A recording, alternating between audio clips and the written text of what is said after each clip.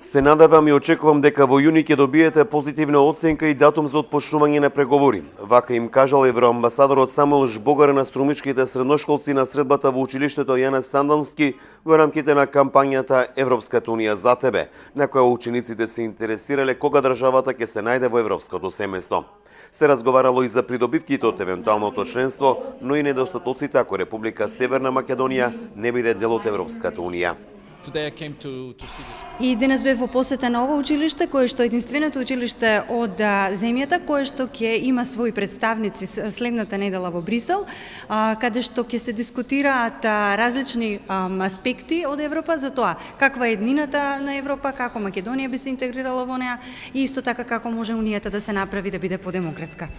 Па разговаравме доста за процесот на приклучување кон Европската унија. Јас се израдив својата надеж и очекување дека во јуни ќе има кога ќе се гласа ќе се има позитивен исход, затоа што точно е дека најголемото прашање, прашањето за името е затворено со вашиот сосед, меѓутоа сега она што е неопходно и потребно да го видиме се реформите. Ние ги следиме тие реформи, во јуни ќе се направи проценка и верувам дека се надевам дека потоа ќе отпочнат преговорите, затоа што токму тие преговори се оние што ќе ја донесат промената што и младите деца, а и граѓаните на земјата сакаат да ја видат. Средношколците од Јане Сандански се интересирали и за Брекзит, што прави Унијата за климатските промени, но можноста за студирање на младите од земјава во Европската заедница.